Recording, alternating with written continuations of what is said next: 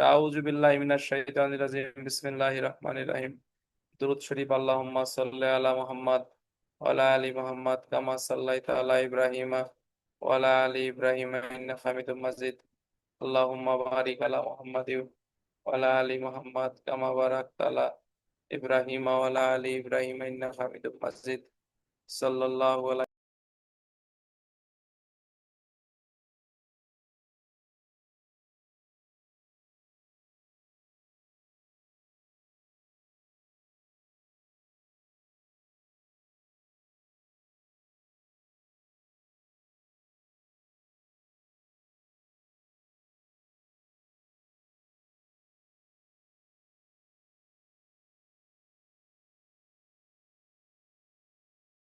নাহিদ আছো? হ্যাঁ, নাই, থ্যাংক ইউ।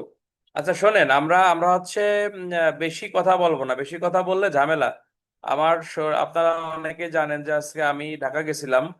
ঢাকা থেকে হচ্ছে আইসি, একটু আগে আইসি, সুতরাং আমিও রক্ত মাংসের মানুষ, আমারও শরীর টায়ার্ড লাগে বা কষ্ট লাগে। পুরো 18 ঘন্টা জার্নি করছি প্রাইভেট কারে। তো অনেক কষ্ট, টায়ার্ড, তারপরও কষ্টে কষ্ট মনে করতেছি না। যতটুকু পারি আমি পড়বো বা পড়াবো। আমি বারবার আপনাদেরকে বলছি যে একটু কষ্ট করে পড়েন, চেষ্টা করেন, দেখবেন ইনশাল্লাহ হয়ে যাবে। আমি সবসময় আপনাদেরকে উৎসাহ দিছি। আজকে আমার উৎসাহে যারা কাজে লাগাইছেন বা আমাকে যারা একটু মূল্যায়ন করছেন, ইনশাল্লাহ দেখেন যে তাদের মুখে ফুল ফুটছে, তাই না বন্ধুরা? তো আমি যেটা আপনাদেরকে মনের থেকে বলতে চাই, এই মুহূর্তে কোনো আগডুম বাগডুম জিনিস পড়া যাবে না। আমি একেবারে দরকার হয় খাতা কলমে লিখে রাখো বা রেকর্ড থাকবে, এটা শুনবা। আমি সিআরপিসির 4টা জিনিস বলবো, এই 4টা জিনিস পড়বা। এবং সিআরপিসি এবং দণ্ডবিধির চারটে চারটে চারটে জিনিস বলবো, এর বাইরে কিছু পড়বা না। ঠিক আছে কিনা? সিআরপিসির পড়বা হচ্ছে গ্রেপ্তার, অর্থাৎ 42 থেকে 67 পর্যন্ত গ্রেপ্তারের উপর ভিত্তি করে যত প্রশ্ন পৃথিবীতে আছে, গ্রেপ্তারের প্রশ্নগুলো, ক্যাডেট গাইড বলো, আমার গাইড বলো, বা সায়েন্স গাইড বলো, এটা দেখে জাস্ট একটু পড়ে নেবা। গ্রেপ্তার কথা ক্লিয়ার কিনা? 2 নম্বর আছে শ্রোথাল রিপোর্ট। শ্রোথাল রিপোর্টের উপর ভিত্তি করে পৃথিবীতে যত প্রশ্ন আছে, 174 থেকে 176, এই টাইপের প্রশ্নগুলো একটু দেখে নেবা। কথা ক্লিয়ার কিনা? এরপরে হচ্ছে আপনার তদন্ত, 154 থেকে 173, এই টাইপের যে প্রশ্নগুলো আছে দেখে নিবা। ক্লিয়ার? এবং তল্লাশি তল্লাশি পরোয়ানা, অর্থাৎ 96 থেকে 103। এই কমেন্ট করতেছো কেন?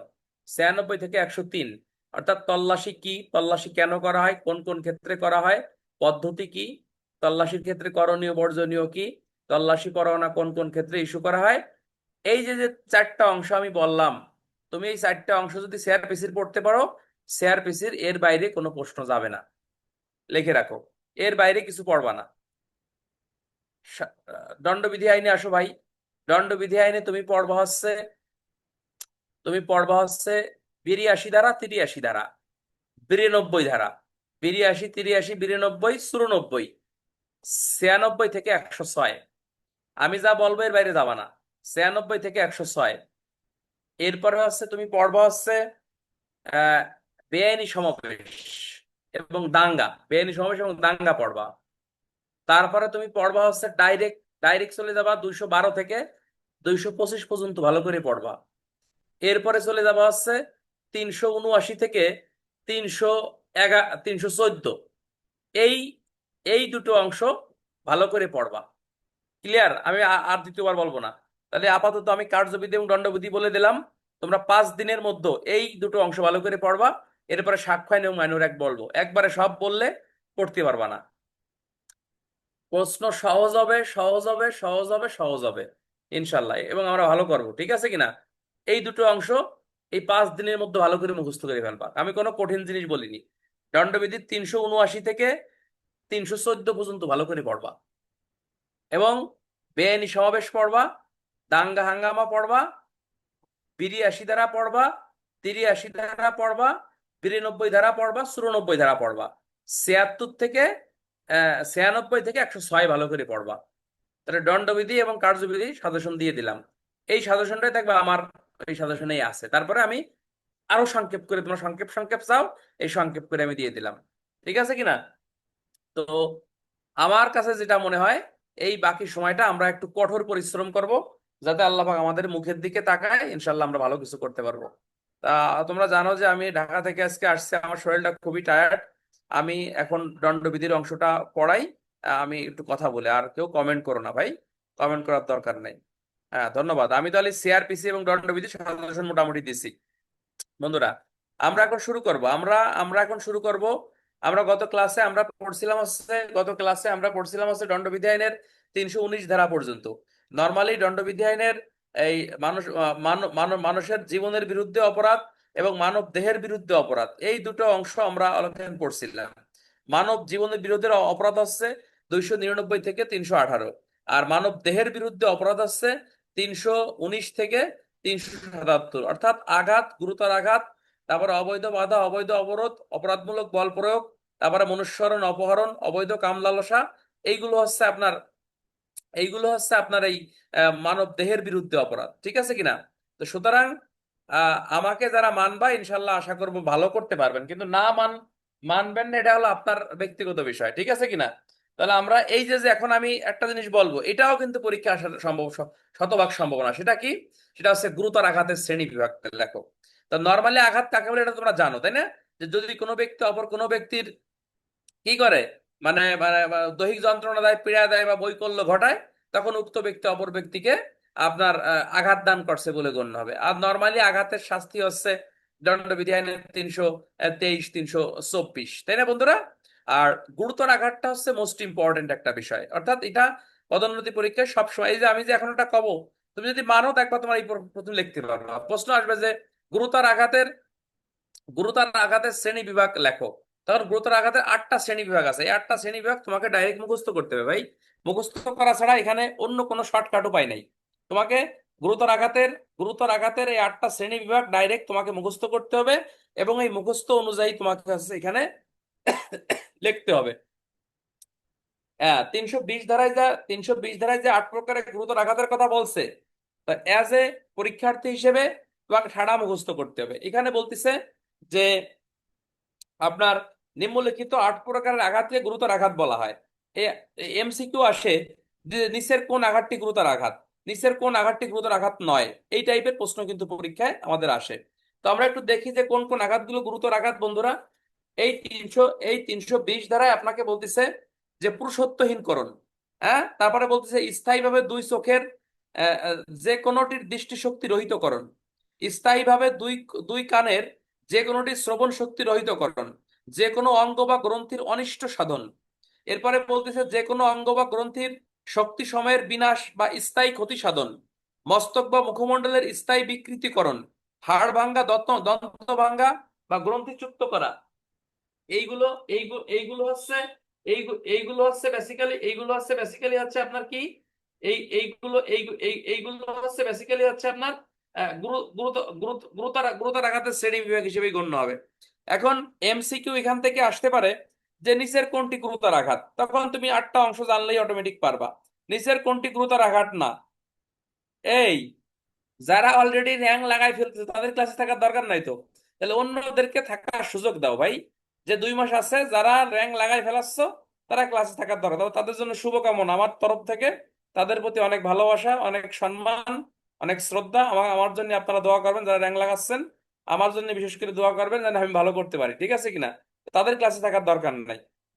আর যারা লাগাতে পারেননি, ইনশাল্লাহ আমরা এই 2 মাস কঠোর পরিশ্রম করবো এবং যে কথাগুলো বলবো অক্ষরে অক্ষরে পালন করবেন, ইনশাল্লাহ ভালো কিছু হবে। তাহলে এই 320-এ গুরুতর আঘাতের শ্রেণী বিভাগ আলোচনা করো। এইটা আমি মোস্ট ইম্পর্টেন্ট দিচ্ছি। তো তোমার যদি কারো মনে না থাকে তাহলে তুমি এটা ডাইরেক্ট মুখস্থ করে ফেলবা ভাই।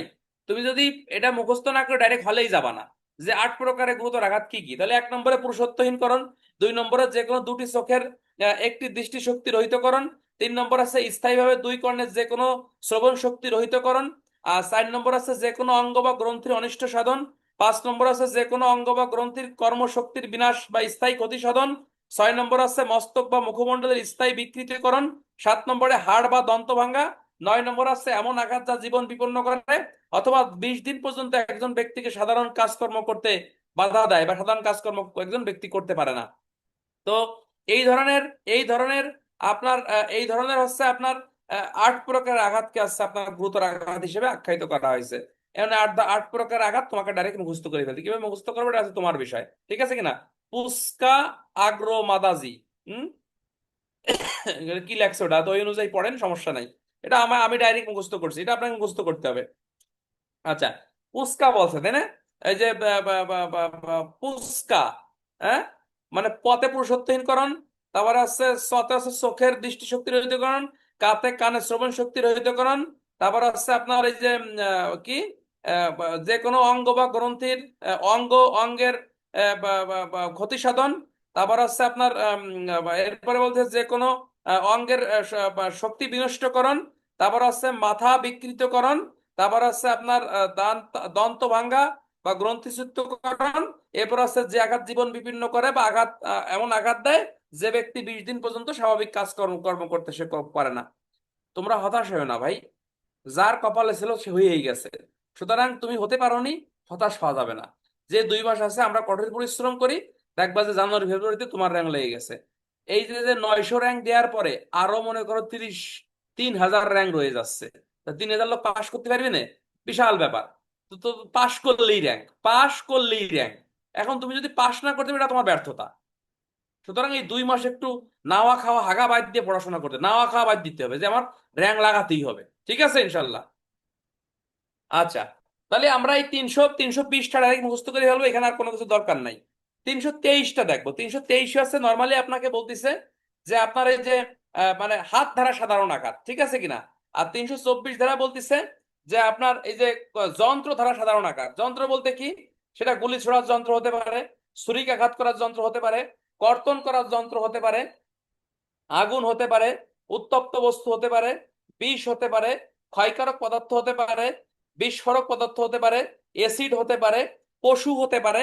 এটার সাহায্যে তুমি আঘাত দান করলে 324 ধারা মোতাবেক অপরাধ করছো বলেই গণ্য হবে। অর্থাৎ ছুরিতে একজন হাত কাটি দিলে, তাহলে এটা কি গুরুতর আঘাত? না, এটা 324 সাধারণ আঘাতের মধ্যে পড়বে। আর 325 আপনাকে বলতেছে যে হাত দ্বারা হচ্ছে আপনার গুরুতর আঘাত। কিরকম? ঘুষি মারি একজনের চোখ নষ্ট করে ফেললা, এক থাপ্পড়ে একজনের কানতালা আমার কাছে ফাটাই দিলা, তাহলে 325 ধারা তুমি অপরাধ করছো বলেই গণ্য হবে। আর 326 হচ্ছে এই যে যে 324-এ যে অস্ত্রের কথা বলছে, এই অস্ত্রের সাহায্যে তুমি যদি কাউকে আঘাত দান করো, তাহলে 326 ধারা মোতাবেক তুমি গুরুতর আঘাত দান করছো বলেই গণ্য হবে। যেমন তুমি লাঠিতে বাড়িতে একজন হাত ভাঙ্গি ফেললা, একটা পা ভাঙ্গি ফেললা, একটা আঙ্গুল ভাঙ্গি ফেললা, মানুষের একটা চোখ নষ্ট করে ফেললা, একটা কানের শ্রবণ শক্তি নষ্ট করে ফেললা, পুরুষাঙ্গের তুমি মানে শক্তি তুমি বিনষ্ট করে ফেললা, তাই না? তখন এমন আঘাত করলা যে আঘাত মানুষের জীবনকে বিপন্ন করে ফেলে। তাহলে এই ধরনের আঘাত করলে 326 ধারা মোতাবেক সে ব্যক্তি অপরাধ করছে বলেই নর্মালি হচ্ছে আপনার গণ্য হবে। এগুলো নর্মালি যে থিওরিক্যাল প্রশ্ন আসে যে করিম রহিমকে লাঠি দিয়ে আঘাত করে একটি হাত ভেঙে দিল, অপরাধ কি? তাহলে অপরাধ 326। করিম রহিমকে লাঠি দিয়ে আঘাত করে আঘাত করলো, অপরাধ কি? তাহলে আছে 323। করিম রহিমকে আপনার ওই যে আগুন, রহিমের মুখে আগুন নিক্ষেপ করলো, অপরাধ কি? তাহলে অপরাধ আছে 324। মানে তোমাকে মাথার ভিতরে ঢুকাতে হবে যে 320-এ যে 8 প্রকারের আঘাতের কথা বলতিছে, এর যে কোনো একটা আঘাত হয়ে গেলেই তখন সেটা গুরুতর আঘাত। আর এই যে কোনো একটা আঘাতের কোনো আঘাত যদি না থাকে, তখন সেটা সিম্পল হার্ট, সিম্পল হার্ট হিসেবে সেটা গণ্য হবে। এগুলো একেবারে সহজ কাজ। আচ্ছা, লাঠি দিয়ে গুরুতর আঘাত করলে, হ্যাঁ লাঠি দিয়ে, এই ভালো প্রশ্ন করেছে তপস সরকার, লাঠি দিয়ে গুরুতর আঘাত করলে কি 326 হয় স্যার? হ্যাঁ, লাঠি দিয়ে গুরুতর আঘাত করলে 326 হয়। কিরকম? তুমি তুমি লাঠি দিয়ে মনে করো একজনের চোখ নষ্ট করে ফেলাইছো, লাঠি দিয়ে তুমি হাত ভাঙ্গি ফেলাইছো, লাঠি দিয়ে তুমি পা বড়ই মনে করো পা ভাঙ্গি ফেলাইছো। আরে ভাই কেন বুঝতেছো না ভাই? লাঠিটা তোমার একটা যন্ত্র হতে পারে না? তুমি লাঠিতে করো আর হাইতে করো আর যাই দিয়ে করো না কেন, তুমি ওই গুরুতর আঘাতের যখন কোনো পর্যায়ে যখন যাবে, তখন সেটা ডাইরেক্ট 300 তোমার হচ্ছে সরি লাঠি হচ্ছে 325 হবে। আর লাঠি দিয়ে তুমি যখন পা ভাঙ্গি ফেলবা, সরি কোনো অস্ত্র অস্ত্র দিয়ে তুমি পা ভাঙ্গি ফেলবা, তখন তোমার 326। মানে হাত বা লাঠি দিয়ে করলে 325, আর অন্য কোনো যে কোনো অস্ত্র দিয়ে তুমি যখন করবা, তখন সেটা হচ্ছে 326 ধারা মোতাবেক সেটা অপরাধ করছে। এত পেশায়েন না ভাই, এখানে আমরা ডাইরেক্ট চলে যাবো। দণ্ডবিধি আইনে আছে 330, 331, 332, 333। আমরা এই অংশটা একটু ভালো করে দেখি। 330-এ আপনাকে বলতেছে যে বলপূর্বক স্বীকারোক্তি আদায় করার জন্য বা কোনো সম্পত্তি প্রত্যার্পণে বাধ্য করার জন্য সাধারণ আঘাত করা। মনে করেন পুলিশ হেফাজতে আসামি, মার্ডার মার্ডার কেসে আসামি ধরে নিয়ে আসলো, এই আসামিকে মনে করেন যে আপনার স্বীকারোক্তি আদায় করার জন্য পুলিশ মনে করেন যে আঘাত করলো, হ্যাঁ, চড় থাপ্পড় মারলো, কিল ঘুষি মারলো, তাহলে 330 ধারা পুলিশ অফিসার অপরাধ করছে বলে গণ্য হবে। আর পুলিশ যেখানে অপরাধ করবে সেখানে পুলিশ আইনে 729, 857, 880 বিধি মোতাবেক আইনগত ব্যবস্থা আপনার গ্রহণ করা যাবে। আবার এখানে শুধুমাত্র পুলিশের কথা বলেনি, এখানে দেখেন যে এই যে রাজস্ব অফিসার তার খাজনা আদায় করার জন্য মনে করেন যে বকাঝকা করলো, মারধর করলো, 330। আর এই সেম কাজটাই যখন কোনো পুলিশ অফিসার বা রাজস্ব আদায়কারী অফিসার সে গুরুতর আঘাত করবে, গ্রেভিয়াস হার্ট করবে, অর্থাৎ দণ্ডবিধির 320 ধারায় যে 8 প্রকার আঘাতের কথা কইছে, এ যে কোনো একটা আঘাত আপনার করবে, তখন সে 331 ধারা মোতাবেক সে ব্যক্তি অপরাধ করছে বলেই গণ্য হবে। মানে আপনি উদাহরণ দেখলেই বুঝতে পারবেন, ঠিক আছে কিনা? মানে পুলিশ অফিসার, রাজস্ব আদায়কারী অফিসার, হ্যাঁ, স্বীকারোক্তি আদায় করার জন্য অথবা কোনো সম্পত্তি প্রত্যার্পণে বাধ্য করার জন্য সিম্পল হার্ট করলে, সাধারণ আঘাত করলে 330 অপরাধ। আর এই পুলিশ অফিসার, রাজস্ব আদায়কারী অফিসার কোনো স্বীকারোক্তি আদায় করার জন্য অথবা কোনো সম্পত্তি প্রত্যার্পণে বাধ্য করার জন্য যদি কোনো গুরুতর আঘাত করে, তখন সে ব্যক্তি 331 ধারা মোতাবেক সে ব্যক্তি অপরাধ করছে বলেই গণ্য হবে। তাহলে 330, 331, আচ্ছা, 330, 331 এই দুটো ধারা কিন্তু গুরুত্বপূর্ণ আছে। সাধারণ আঘাত, গুরুতর আঘাত, এই দুটো অংশ মনে রাখবেন। 332, 333 এই দুটো ধারা আমরা একটু দেখি। সরকারি কর্মচারী তার কর্তব্য পালনে বাধা দান করার জন্য স্বেচ্ছাকৃত আঘাত দান করা, অর্থাৎ আপনি, আমি সরকারি কর্মচারী, আমরা আইনানুগ ডিউটি পালন করতেছি, তাহলে আমাদের আইনানুগ ডিউটি পালন করার সময় হ্যাঁ যদি কোনো ব্যক্তি কর্তব্য পালনে আঘাত দান করে, সাধারণ আঘাত করে, তখন 332 ধারা মোতাবেক সেই ব্যক্তি অপরাধ করছে বলে। মনে করেন আপনি শ্রীপুর থানার সামনে ডিউটি করতেছেন, কতিপয় ব্যক্তি আপনার উপর অতর্কিত হামলা করলো, তাহলে কি 332 নাকি 333? যদি সাধারণ আঘাতপ্রাপ্ত হন 332, আর যদি অতর্কিত হামলার ফলে আপনার যদি গুরুতর আঘাত হয়, যেমন আপনার একটা হাত ভেঙে যায়, আপনার একটা পা ভেঙে যায়, আপনার একটা চোখ নষ্ট হয়ে যায়, আপনার পুরুষত্বহীন ঘটে যায়, হ্যাঁ, আপনার জীবন বিপন্ন হওয়ার মতো আঘাত হয়ে যায়, তখন 333 নর্মালি। এবার ছন্দের মতো মনে রাখবেন যে সরকারি কর্মচারীকে দায়িত্ব পালন করার সময় যদি সাধারণ আঘাত করে 332, সরকারি কর্মচারীকে দায়িত্ব পালন করার সময় যদি গুরুতর আঘাত করে, গুরুতর আঘাত মিনস কোনটা? ওই যে দণ্ডবিধির 320 ধারায় যে আঘাতের কথা কইছে, ওর যে কোনো একটা আঘাত হয়ে গেলেই 333 ধারা মোতাবেক সেই ব্যক্তি অপরাধ করছে বলেই নর্মালি গণ্য হবে। ভেরি সিম্পল বিষয়, আশা করি দিলে হয়ে যাবে, হবে হবে, সমস্যা নাই, দিলে হয়ে যাবে। এই যারা মানে র্যাঙ্ক লাগেনি তারা কি এত লোক এখনো আছেন ক্লাসে? কত আফসোস করতেছেন আপনারা যে কেন পড়লাম না। আলামিন ভাই কত বলছিল পড়েন পড়েন পড়েন পড়েন। যে লোকটা 976-এর, এই মনে হয় কুমিল্লা জেলায় না কোন জেলায় যেন আছে দেখলাম, হ্যাঁ, সে খালি পাশ করছে টেনে টুনে, টানাউল্লাহ নাকি? তো দেখেন তারও র্যাঙ্ক। সুতরাং র্যাঙ্ক আল্লাহ পাক আপনার কখন দেবে এটা বলা যাবে না ভাই। আপনাকে মনে করতে হবে যে র্যাঙ্ক না লাগাতে পারলে আমার চাকরি থাকবে না। আরো আপনার 3000 র্যাঙ্ক এখনো অবশিষ্ট রয়েছে, 3000 র্যাঙ্ক এখনো অবশিষ্ট রয়েছে। সুতরাং সাপ্লিমেন্টারি পরীক্ষা হওয়ার সম্ভাবনা 90%, না হলেও সামনের বছর সবার র্যাঙ্ক লাগবে। সুতরাং তাহলে পাশ করেন আপনি, ঠিক আছে? আচ্ছা, আহ, আমার স্টুডেন্ট 976, যাও আর কি, এত তো মন থাকে না। আলহামদুলিল্লাহ, সে তাও তাও সে ভালো যে সর্বশেষ স্টুডেন্ট আমাদের স্টুডেন্ট নাকি, সর্বশেষ স্টুডেন্টও আমাদের স্টুডেন্ট। যাক, তারা আমার ফোন দিতে কোয়েন, যদি পরিচিত হয় আমার ফোন দিতে কোয়েন।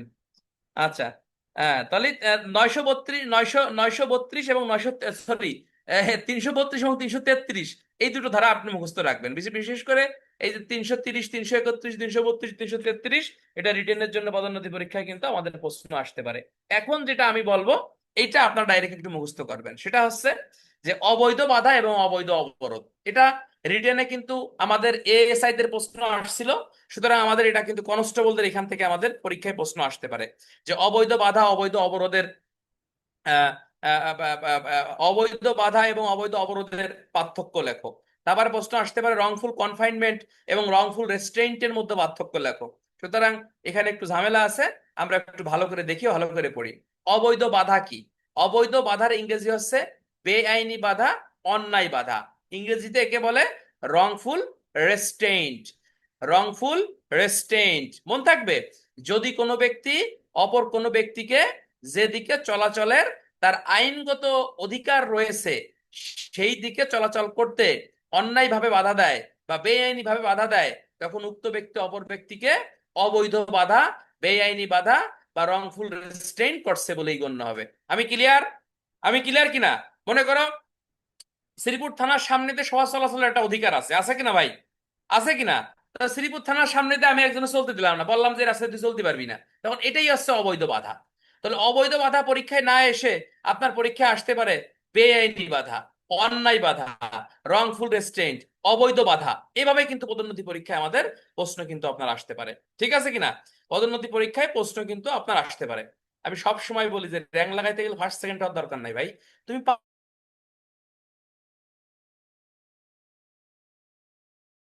কথা বলছি, ঠিক আছে কিনা? কিরকম? যেমন রহিম রাস্তা, সরকারি রাস্তা দিয়ে চলাচলের আইনগত অধিকার তার আছে, কিন্তু করিম তাকে চলাচলে বাধা দিল, তখন করিম এখানে অবৈধ বাধা দান করছে বলেই নর্মালি গণ্য হবে, বেআইনি বাধা দান করছে বলে গণ্য হবে, বা অবৈধ বাধা দান করছে বলেই গণ্য হবে, যার শাস্তি 341 ধারায় আপনাকে বন্দনা করছে। ঠিক আছে কিনা? তো এখান থেকে এই সংজ্ঞাটা আমরা মনে রাখবো। একটা জিনিস আমরা মনে রাখবো এখানে, যে ব্যক্তিগত স্থলে বা ব্যক্তিগত জায়গায় অবৈধ বাধা কখনো হয় না। ক্লিয়ার কিনা? ব্যক্তিগত চলাচলের জায়গায় কখনো অবৈধ বাধা হয় নয় কারে না। আমি ক্লিয়ার? যেমন আমার বাড়ির উপর দিয়ে, আমার ঘরের উপর দিয়ে, বা আমার রাস্তা দিয়ে তোমাকে আমি চলাচল করতে দেব না, এটা আমার অধিকার, এটা আমি করতে পারি। কিন্তু মানে যেখানে সচরাচর মানুষ চলাচল করে, যেখান থেকে চলাচল করা মানুষের আইনগত অধিকার রয়েছে, সেই স্থানে যদি কি হয়, আপনার চলাচলে বাধা দেওয়া হয়, সেটাই কেবলমাত্র হচ্ছে অবৈধ বাধা বা বেআইনি বাধা বা অন্যায় বাধা। কিন্তু ব্যক্তিগত চলাচলের স্থলে কেউ যদি চলাচলে বাধা দেয়, সেটা অবৈধ বাধা বা বেআইনি বাধা বা অন্যায় বাধা, সেটা আপনার হয় না। আমি ক্লিয়ার? এই তথ্যটা মনে রাখবেন। প্রশ্ন আসলো যে ক নামক ব্যক্তি খ নামক ব্যক্তিকে অবৈধ বাধা দান করলো, তাহলে ক নামক ব্যক্তিকে শাস্তির আওতায় আনতে গেলে কোন কোন বিষয়গুলো প্রমাণ করতে হবে? এক নম্বরে প্রমাণ করতে হবে ক নামক ব্যক্তি খ নামক ব্যক্তিকে অবৈধ বাধা দিচ্ছে। খ নামক ব্যক্তির উক্ত স্থানে চলাচলের আইনগত অধিকার আছে। ক নামক ব্যক্তি খ নামক ব্যক্তিকে অন্যায়ভাবে চলাচলে বাধা বাধা প্রদান করছে। তারপর আছে ক নামক ব্যক্তি উক্ত কাজটি স্বেচ্ছাকৃতভাবে করছে। এই বিষয়গুলো প্রমাণ সাপেক্ষে ক নামক ব্যক্তিকে দণ্ডবিধি আইনের 341 ধারা মোতাবেক শাস্তির আওতায় আনা যাবে। শেষ। তোমরা নর্মালি একটা জিনিস মনে রাখবা, যে কোনো জিনিসের উপাদান, বৈশিষ্ট্য, অনুষঙ্গ একই কথা। যেমন শ্রোতাদের অনুষঙ্গ লেখো, বেআইনি সমাবেশের অনুষঙ্গ লেখো, তারপর আছে দাঙ্গার অনুষঙ্গ লেখো, হ্যাঁ, তো মারামারির অনুষঙ্গ লেখো, উপাদান লেখো, বৈশিষ্ট্য লেখো, প্রতারণার অনুষঙ্গ লেখো, একই কথা, সেম। ওই পয়েন্টগুলো লিখে দিলেই হচ্ছে আমাদের উত্তরটা এখানে হয়ে যাবে। এখন আমরা চলে যাবো দণ্ডবিধি আইনের 340 ধারায়, যেখানে বলতেছে রংফুল কনফাইনমেন্ট, অর্থাৎ অবৈধ আটক, বেআইনি আটক, অন্যায় আটক, অবৈধ আটক। এটা কাকে বলে? এখানে বলতেছে যদি কোনো ব্যক্তি অপর কোনো ব্যক্তিকে নির্দিষ্ট সীমার মধ্যে আটকিয়ে রাখে অথবা নির্দিষ্ট সীমার বাইরে যেতে নিরস্ত করে, তখন উক্ত ব্যক্তি অপর ব্যক্তিকে অবৈধ বাধা দান করছে বলেই গণ্য হবে। যেমন করিম তার পূর্ব শত্রু রহিমকে একটি ঘরের মধ্যে তালাবদ্ধ করে রাখলো, তাহলে এখানে করিম রহিমকে অবৈধ অবরোধ করছে বলেই গণ্য হবে। এখানে একটা ব্যাখ্যা আমরা বলতে পারি যে শুধুমাত্র শুধুমাত্র ঘরের মধ্যে তালা লাগিয়ে আটকিয়ে রাখলে এটা যে অবৈধ অবরোধ হয় এমনটি না। ঠিক আছে কিনা? নির্দিষ্ট সীমার বাইরে যদি কোনো ব্যক্তি যেতে নিরস্ত করে বা বাধা প্রদান করে, তখনও কিন্তু এটা অবৈধ অবরোধ হয়। কিরকম? আমি জব্বারে কলাম তুই শ্রীপুর থানা এলাকা ত্যাগ করবি না, যদি ত্যাগ করিস তোর নলা খুলে দেবানি, পিটাই বা তোর তোর পা কাটিয়ে দেবানি আমি। তাহলে এই যে যে তাকে আমি ভয়টা দেখালাম যে শ্রীপুর থানা এলাকা তুই ত্যাগ করবি না, তাহলে এটাও কিন্তু এক প্রকারের,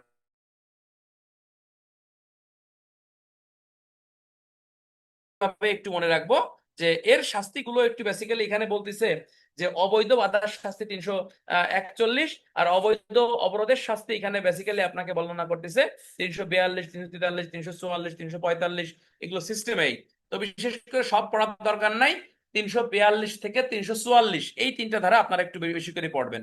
যেমন ক নামক ব্যক্তি খ নামক ব্যক্তিকে 2 দিন যাবত বেআইনি আটক করলো, অপরাধ কি?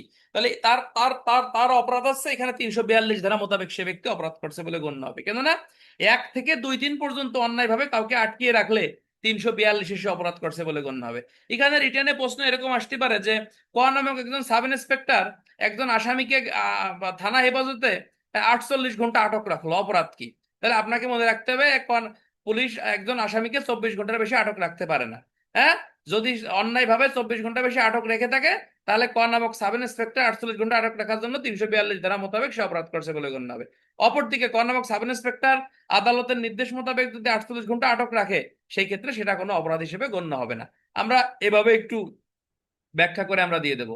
342, 343-এ আপনাকে বলতেছে যে আপনার 3 থেকে 9 দিন, অর্থাৎ কোনো ব্যক্তিকে যদি অন্যায় ভাবে 3 থেকে 9 দিন পর্যন্ত কাউকে আটকায় রাখেন, যেমন 72 ঘন্টা আটকায় রাখলেন, 100 ঘন্টা ঘন্টা আটকায় রাখলেন, বা এখানে ঘন্টা 1 ঘন্টা মানে একদিন সমান সমান 24 ঘন্টাকে বুঝাইছে, একদিন সমান সমান 24 ঘন্টাকে এখানে বুঝাইছে। কথা ক্লিয়ার কিনা?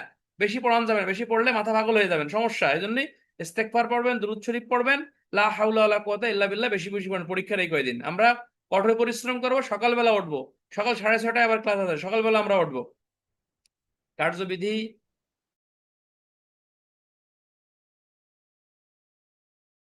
তোমাকে দুইটা আইন বলি, সাইবার সুরক্ষা অধ্যাদেশ পড়বা, আর হচ্ছে নারী শিশুটা এবং শিশু, এই 3টা আইন ভালো করে পড়ো কনস্টেবলরা এবং এএসআই রা। আমরাও সাইবার সুরক্ষা, নারী শিশু এবং শিশু, এই 3টা আইন ভালো করে পড়েন, ঠিক আছে কিনা? আমার সাজেশনও আছে, বাট আমি আবার বলতেছি 3টা আইনকে আমি বেশি প্রায়োরিটি দিচ্ছি এবছর, ঠিক আছে? আচ্ছা, কথা বলেন না। সাজেশন কিন্তু ক্লাসে পড়ার মাঝে মাঝে দিয়ে দিচ্ছি কিন্তু, সুতরাং তুমি না ধরে রাখতে এটা তোমার ব্যর্থতা ভাই। সাজেশন কিন্তু আমি দিয়ে দিচ্ছি। আচ্ছা, তাহলে আমরা এখন চলে আসি যে মনে করেন 3 থেকে 9 দিন পর্যন্ত, তাহলে আছে 343 ধারা মোতাবেক সে ব্যক্তি অপরাধ করছে বলেই গণ্য হবে। আর 44 ধারায় কি বলতেছে? 44 ধারা এখানে বেসিক্যালি বলতেছে 10 বা ততোধিক, অর্থাৎ কোনো ব্যক্তি যদি মানে 10 থেকে কিয়ামত পর্যন্ত, অর্থাৎ 10 দিন থেকে কিয়ামত পর্যন্ত কারো যদি অন্যায়ভাবে আটকায় রাখে, সে ব্যক্তি 344 ধারা মোতাবেক সে অপরাধ করছে বলে গণ্য হয়। প্রশ্ন আসতে পারে, ক নামক একজন ব্যক্তি খ নামক ব্যক্তির কাছে টাকা পাবে, এই জন্য মনে করেন যে 15 দিন পর্যন্ত সে একটি গৃহে আটকিয়ে রাখে, অপরাধ কি? তাহলে 15 দিন পর্যন্ত সে একটি গৃহে আটকিয়ে রাখে, এই জন্য তার অপরাধ আছে 344 ধারা মোতাবেক সে অপরাধ। 10-এর অধিক, 10 থেকে কিয়ামত পর্যন্ত কারো অন্যায়ভাবে আটকায় রাখলে 344 সে অপরাধ করছে বলে গণ্য হবে। তাহলে এই যে 339 থেকে 344, এই অংশটা আমাদের এএসআই থেকে এসআই দের জন্য মোস্ট ইম্পর্টেন্ট, কনস্টেবলদের জন্য এটা অনেক গুরুত্বপূর্ণ একটি বিষয়। আমি পার্থক্যটা বলে দেই, তোমরা পার্থক্যটা একটু মুখস্থ করে ফেলো। এটা যেখানে আমার গাইডে দেখবা আছে, তারপর রাখাল স্যারের গনসন স্যারের গাইডে আছে, অন্য টিচারদের গাইডে এটা আছে। আপনি লিখবেন যে অবৈধ বাধা এবং অবৈধ অবরোধের পার্থক্য নিচে লেখা হলো। যদি কোনো ব্যক্তি অপর কোনো ব্যক্তিকে আপনার যেদিকে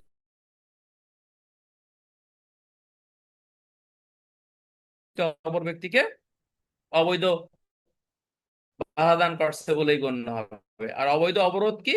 যদি কোনো ব্যক্তি অপর কোনো ব্যক্তিকে একটি নির্দিষ্ট সীমার মধ্যে আটকিয়ে রাখে অথবা একটি নির্দিষ্ট সীমার বাহিরে যেতে নিরস্ত করে, তখন উক্ত ব্যক্তি অপর ব্যক্তিকে অবৈধ অবরোধ করছে বলে গণ্য হবে। অবৈধ বাধার সংজ্ঞা 339, অবৈধ অবরোধের সংজ্ঞা 300 কত 39 340, অবৈধ বাধা এর শাস্তি 341, অবৈধ অবরোধের শাস্তি 342, 43, 344।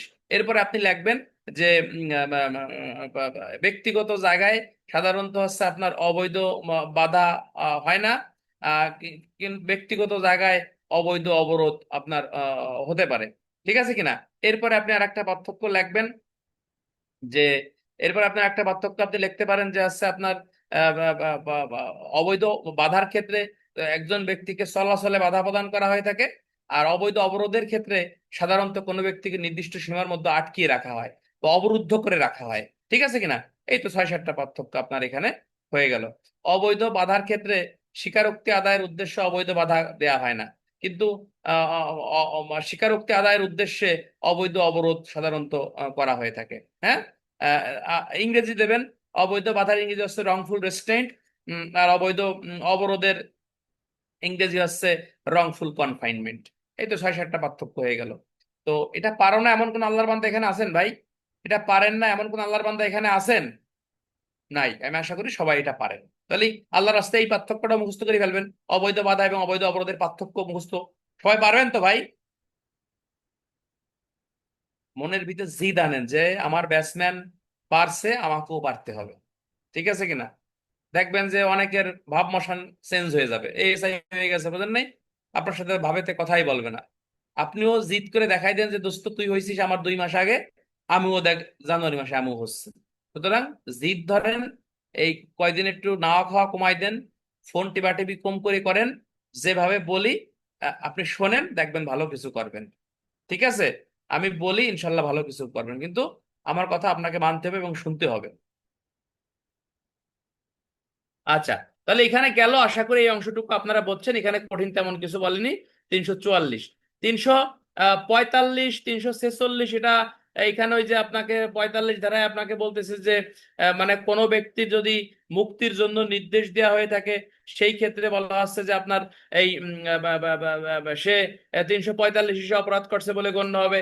আর 346 ধারায় আপনাকে বলতেছে গোপনে অবৈধ অবরোধ করার শাস্তি। গোপনে অবৈধ অবরোধ করার শাস্তি হচ্ছে অর্থাৎ কাউকে আপনি মানে গোপনে মানে কাউকে আটকায় রাখছেন, সেক্ষেত্রে হচ্ছে যেমন আয়না ঘর, এই 346 ধারা মোতাবেক সে ব্যক্তি হবে। সুস্থির মতো মনে রাখবেন, আয়না ঘরের শাস্তি 346 ধারা। গুম করা, হ্যাঁ, 346 ধারা মোতাবেক সে ব্যক্তি অপরাধ করছে বলেই আপনার গণ্য হবে। আচ্ছা, 348টা আমরা খুবই গুরুত্বপূর্ণ, 348 প্রধানত পরীক্ষায় আসতে পারে। 348 বলতেছে স্বীকারোক্তি আদায় করার জন্য, সম্পত্তি প্রত্যার্পণে বাধ্য করার জন্য অবৈধ অপরাধ। স্বীকারোক্তি আদায় করা মানে স্বীকারোক্তি আদায় করার জন্য হচ্ছে আপনি কাউকে কি করছেন, আপনি কাউকে আটকায় রাখছেন অবৈধভাবে, তখন 348 ধারা। স্বীকারোক্তিতে 48, স্বীকারোক্তি আদায় করার জন্য অবৈধ অবরোধ করলে 348 ধারা মোতাবেক আপনি এখানে অপরাধ করছেন বলেই গণ্য হবে। এইখান থেকে গুরুত্বপূর্ণ প্রশ্নটা হচ্ছে অবৈধ বাধা অবৈধ অবরোধের পার্থক্য লেখো। এই প্রশ্নটাই বেশি গুরুত্বপূর্ণ। তাছাড়া 342 থেকে 344 এই তিনটা ধারা থেকে ছোট ছোট স্পেসিফিক ওই কি অপরাধ করছে এ ধরনের প্রশ্ন আপনার আসতে পারে, আসলে ইনশাল্লাহ আমরা পারবো। এই মনোবল সবার হাই তো? মনোবল সবার হাই তো ভাই? তো তোমার মনোবল হাই হলো, আমারও একটু সাহস দেবা যে স্যার আপনিও পারবেন। আমারও একটু সাহস দেবেন আপনারা ইনশাল্লাহ, ঠিক আছে না? আমাকেও আপনারা একটু সাহস দেবেন ইনশাল্লাহ, ঠিক আছে? বাকি যে সময়টুকু আছে ইনশাল্লাহ আমরা একেবারে কঠিন ভাবে লেখাপড়া করব।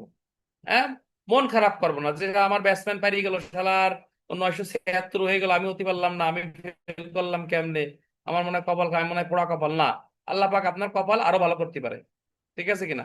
এই দেখেন আমার আগে যারা র্যাঙ্ক লাগাইছে তারা আমার থেকে ভালো স্টুডেন্ট, আল্লাহ পাক আমার রিজিকে পরে রাখছে, আমি অনেক ভালো রেজাল্ট করছি। আপনাদের এই যে হাজার হাজার লোক আমি পড়াচ্ছি, হাজার হাজার টাকা আমি ইনকাম করতেছি, তাহলে আগে র্যাঙ্ক লাগলে কিন্তু হয়তো এটা আমি করতে পারতাম না, হয়তো আল্লাহ আমাদের জন্য এটা আমার জন্য এটা মঙ্গল রাখছে, ঠিক আছে কিনা ভাই?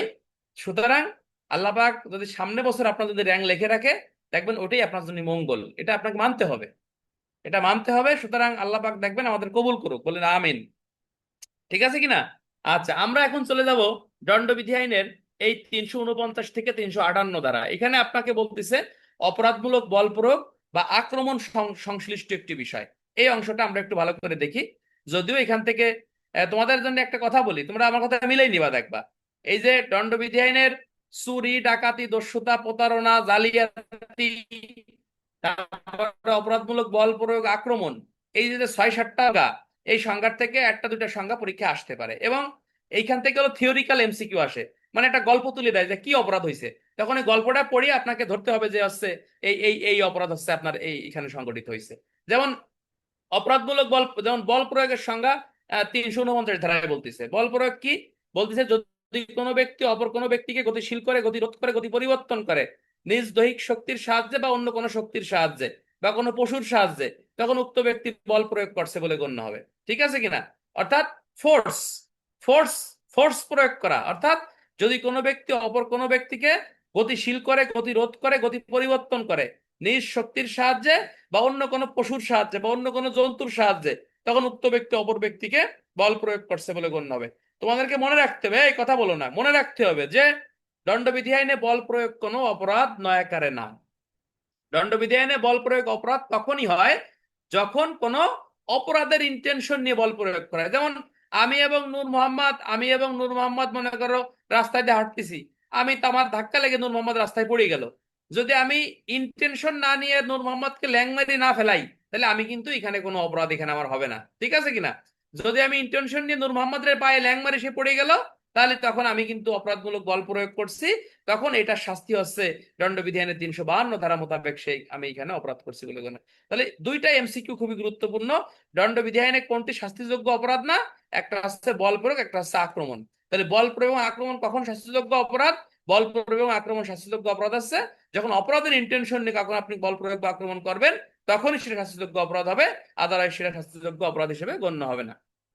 আচ্ছা, আমরা দেখি যে 349, 350 আমরা দেখি, বলতেছে যদি কোনো ব্যক্তি অপর কোনো ব্যক্তিকে ভীতি, ক্ষতি বা বিরক্তি সৃষ্টি করার জন্য কি করে, আপনার মানে বল প্রয়োগ করে, সম্মতি ব্যতি রেখে বল প্রয়োগ করে, তখন উক্ত ব্যক্তি অপর ব্যক্তিকে অপরাধমূলক বল প্রয়োগ করছে বলে গণ্য হবে। কি বলতেছে? যদি কোনো ব্যক্তি অপর কোনো ব্যক্তিকে ক্ষতি, ভীতি বা বিরক্তি সৃষ্টি করার জন্য তার সম্মতি ব্যতি রেখে বল প্রয়োগ করে, তখন উক্ত ব্যক্তি অপরাধমূলক বল প্রয়োগ করছে বলেই বেসিক্যালি গণ্য হবে। কিরকম? এই মনে করো তুমি মাথায় করে মনে করো যে মানে ডিম নিয়ে যাচ্ছ, তো তোমার কাছ থেকে ডিম নিয়ে নেওয়ার জন্য জোর করে তোমার মাথার থেকে ডিমগুলো আমি মনে করে নিয়ে চলে গেলাম, তাহলে আমি এখানে কি করছি? আমি এখানে কিন্তু অপরাধমূলক বল প্রয়োগ করছি বলেই বেসিক্যালি আমার গণ্য হবে। ঠিক আছে কিনা? তুমি রাস্তা দিয়ে হেঁটে যাচ্ছ, পিছন দিয়ে তোমার মনে করো ল্যাং মারি দিলাম, তুমি মনে করে পড়ে গেলা, ইন্টেনশনালি এরূপ কাজ করলে এই 352 ধারা মোতাবেক আমি অপরাধ করছি বলেই গণ্য। অর্থাৎ 385 অপরাধমূলক বল প্রয়োগের সংজ্ঞা, আর 352-তে অপরাধমূলক বল প্রয়োগের শাস্তির কথা বলতেছে। মনে করেন পালকিতে করে নতুন বউ যাচ্ছে, নতুন বউর মনে করেন যে আপনার শরীরে অনেক সোনা গহনা আছে, এই সোনা গহনা ছিনিয়ে নেওয়ার জন্য নতুন বউর পালকিটা পায়ে ধরে আপনি নামায় ফেলাইছেন, তাহলে আপনি কি করছেন? আপনি অপরাধমূলক বল প্রয়োগ করছেন বলেই গণ্য হয়। বাট পালকি মনে করেন যে লোকজন নিতে পারতেছে না, কষ্ট হচ্ছে, পালকি পায়ে ধরে নামাই দিলেন যাতে নতুন বইয়ের কোনো ক্ষতি না হয়, এক্ষেত্রে এটা কিন্তু অপরাধ না, অর্থাৎ আপনি বল প্রয়োগ করছেন। বাট দণ্ডবিধি আইনে ভাষ্যতে বলতেছে বল প্রয়োগ এবং আক্রমণ কখনোই কোনো অপরাধ না। বল প্রয়োগ এবং আক্রমণ তখনই অপরাধ হবে, বলতেছে যে বল প্রয়োগ এবং আক্রমণ তখনই অপরাধ হবে যখন আপনি ইন্টেনশন নিয়ে উক্ত কাজটি করবেন। কথা কি বুঝছেন নাকি বোঝেন না? মনে করেন আপনি আপনি মনে করেন যে একটা গাধার উপরে মনে করেন যে একটা স্বর্ণের বস্তা দেখছেন, যে এই গাধাটাকে আপনি মনে করেন যে এই স্বর্ণের বস্তাটা নিয়ে নেওয়ার জন্য তাড়না করলেন বা পিছন থেকে ধাওয়া দিলেন, তাহলে আপনি কিন্তু এখানে অপরাধমূলক বল প্রয়োগ করছেন বলেই বেসিক্যালি হচ্ছে আপনার গণ্য হবে। হ্যাঁ, এই হিজড়ারা যে বিয়ের গাড়ি আটকায়, এটাও অপরাধমূলক বল, তাদের ইন্টেনশন আছে তাদের কাছে টাকা পয়সা নেওয়া, টাকা পয়সা ছিনিয়ে নেওয়া, এটাও অপরাধমূলক বল প্রয়োগ করছেন বলেই বেসিক্যালি আপনার গণ্য হবে। আচ্ছা, 351 আক্রমণ।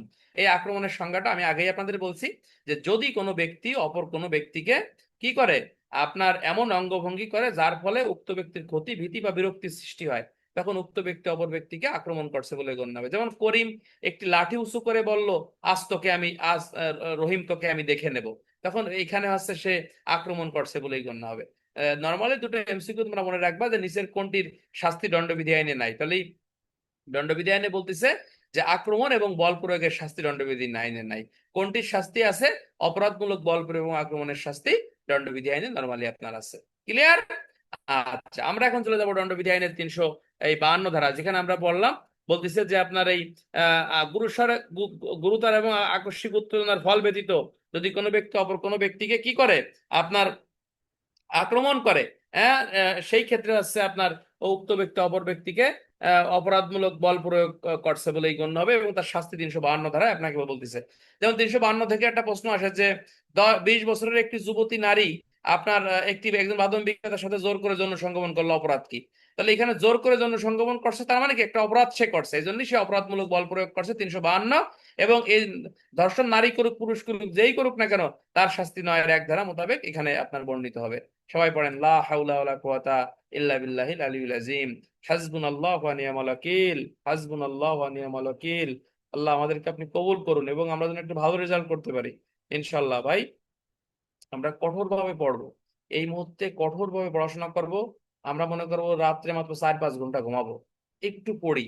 দেখেন আজকে যারা একটা ভালো রেজাল্ট করছে, মোটামুটি পাশ করে, তাদের মনটা কত প্রফুল্ল আজকে, তাদের কাছে একবারে মানে মানে তাদের কাছে কেমন লাগতেছে তাদের কাছে বলেন? এটা বিশাল ব্যাপার না ভাই? তো দেখবেন ইনশাল্লাহ আমি আপনিও পারবো। আমারও নিজের পরীক্ষা, আমার জন্য একটু দোয়া করবেন আপনারা, আমি যেন ভালো করতে পারি, আপনাদের জন্য দোয়া থাকবে।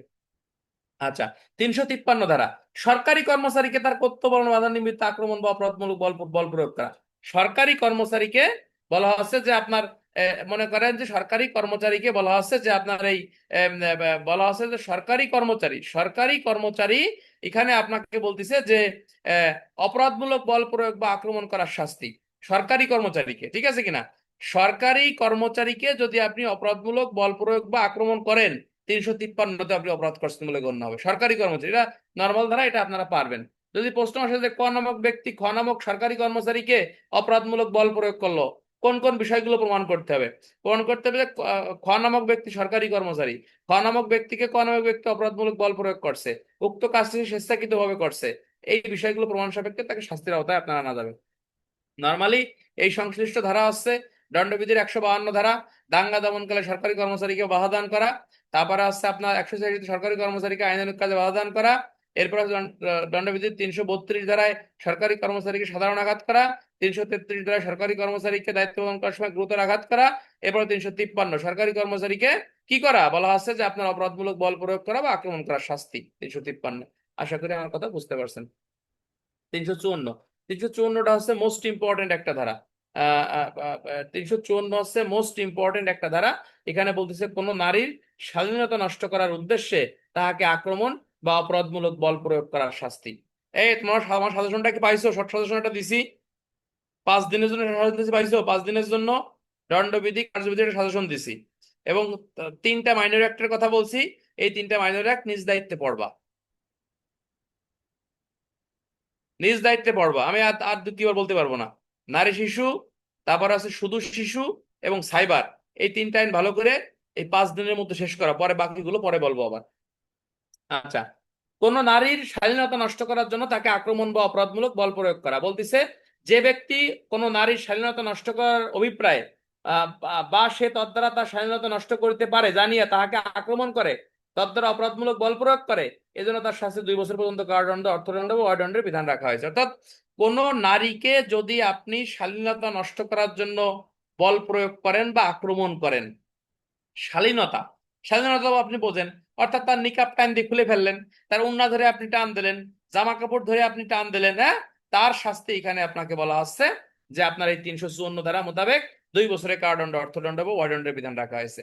নারীকে যদি আপনি ইপটিজিং করেন, হয়রানি করেন, সেই ক্ষেত্রে আপনাকে বলতেছে যে আপনি এই কয় ধারা অপরাধ করছেন বলে গণ্য হবে?